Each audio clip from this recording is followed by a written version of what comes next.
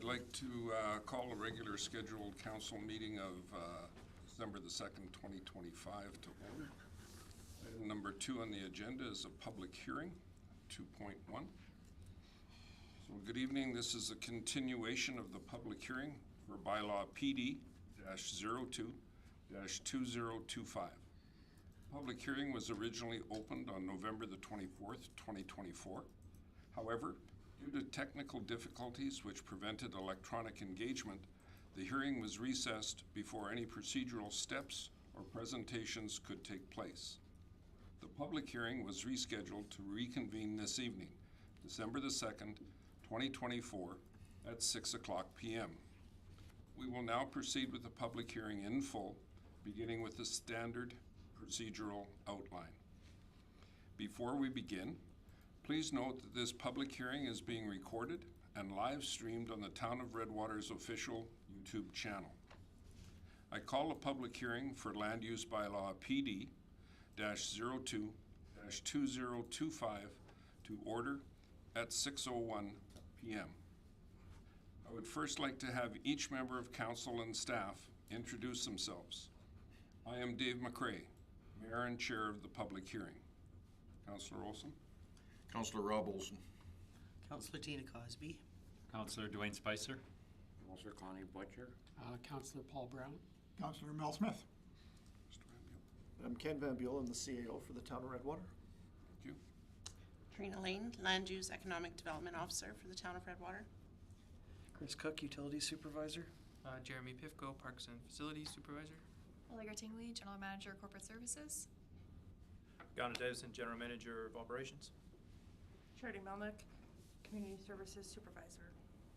Cliff Dallin, Operations Supervisor. Miranda DeWitt, Recording Secretary. Thank you. This public hearing was called to discuss the proposed bylaw, PD-02-2025. The public has been notified and provided with the opportunity to review the proposed bylaw and how it may affect them. I will describe the procedure that will be used by the council in conducting this hearing. I will call upon Ms. Trina Lane, Land Use Economic Development Officer for the Town of Redwater, to explain the background of the proposed bylaw PD-02-2025. I will then proceed with hearing from registered speakers in the following order. First, in-person attendees. Second, virtual attendees. Once all registered speakers have been heard, we will proceed with unregistered speakers in the following order. First, in-person attendees who have not registered but wish to speak. Second, virtual attendees who have not registered but wish to speak. Virtual attendees, please use the raise hand feature in the Microsoft Teams to indicate their interest, and they will be called upon in the order their request is received. People who have not registered to speak in advance will be heard when time permits, either during the meeting or at the end of the scheduled appointments. Each presenter will be allotted 10 minutes to speak. The names of persons providing comments, both written and verbal, will become part of the public record. Mr. Ken Van Buell, CAO for the Town of Redwater, will read any written submissions into the record. After this is concluded, Trina Lane and Ken Van Buell will be given the opportunity to sum up the proposal. Please note that if technical difficulties arrive during the hearing, the meeting may be paused or rescheduled at my discretion to ensure full participation and fairness for all attendees. Are there any objections to the proposed procedures?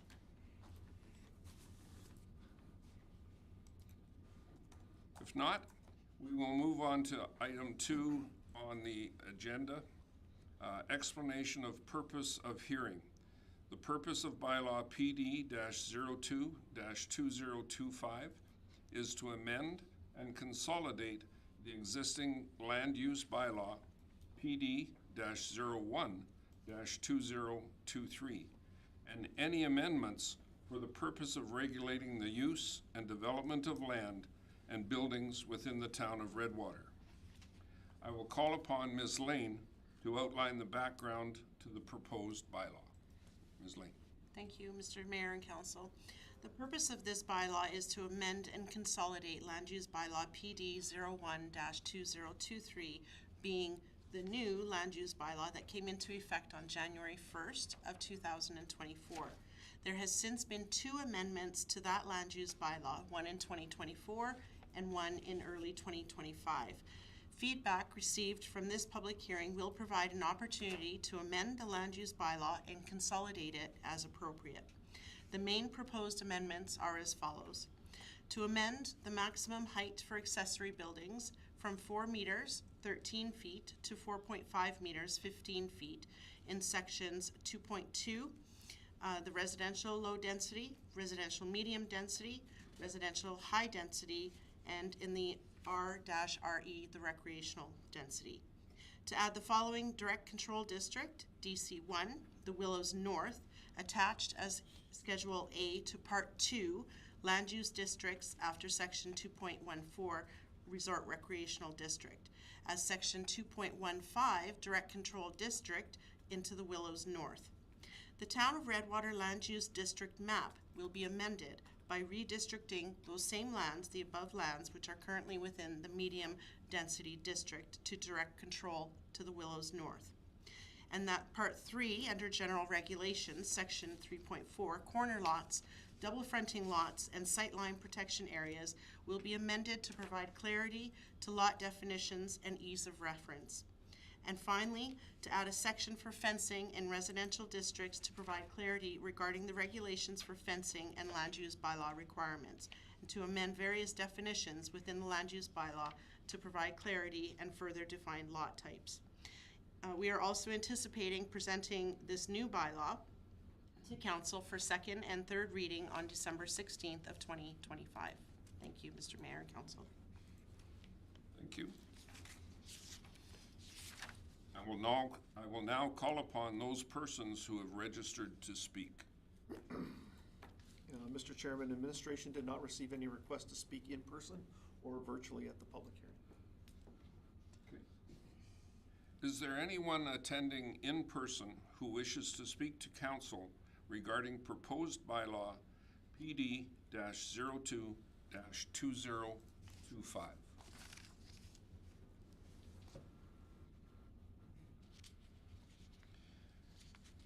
Not seeing any, we will now invite virtual attendees who have not registered but wish to speak.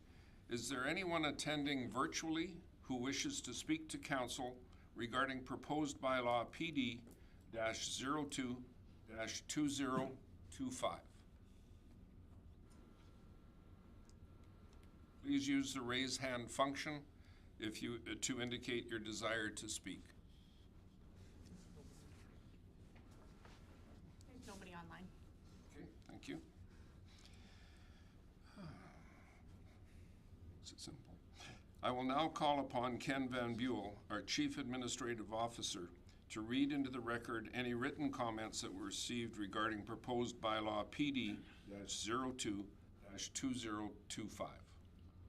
Thank you, Mr. Chairman, and again, administration did not receive any written comments to be read into the record. Thank you.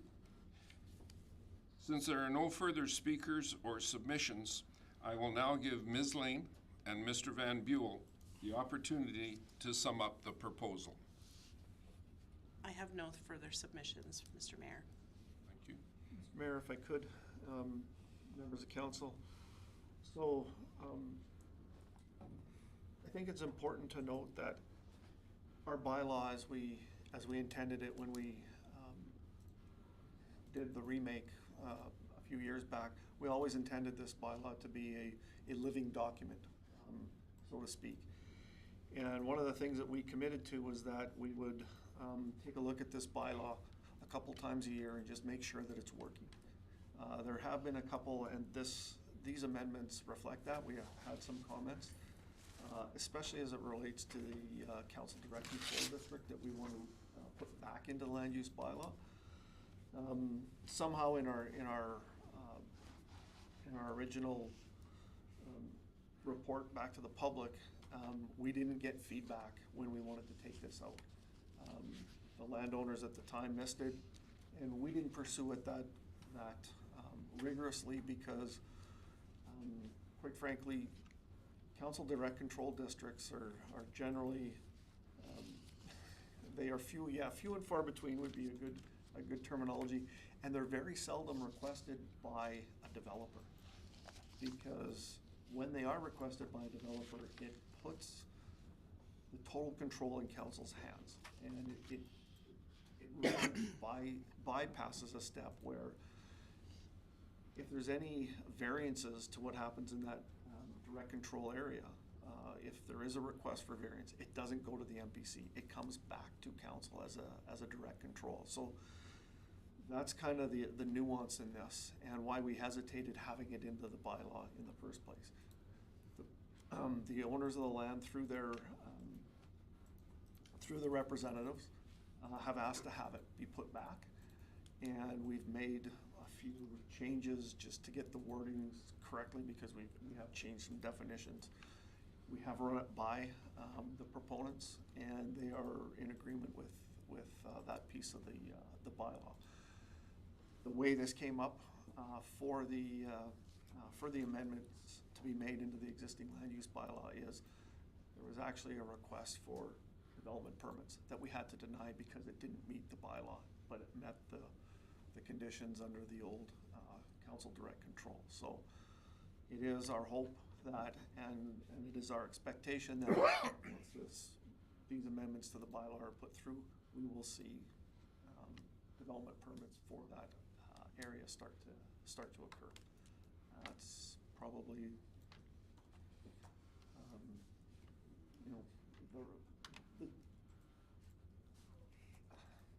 that's I think the sole reason why it's here.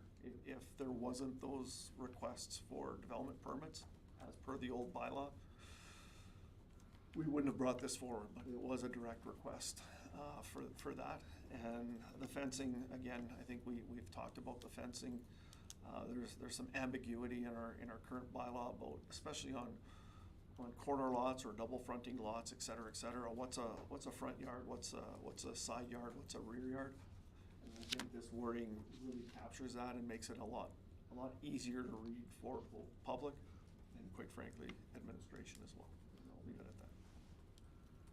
Thank you.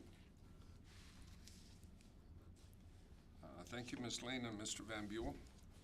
I want to express our gratitude for the valuable input we received from the community, local businesses, residents, administration, and experts. And this falls back to our original open houses and surveys that were conducted with respect to the original bylaw. Your feedback has played a crucial role in shaping the proposed bylaw. At a later meeting, member of councils will review the evidence presented and consider whether to proceed with second and third readings of the bylaw. The time is now 6:15 p.m. and the public hearing is now closed.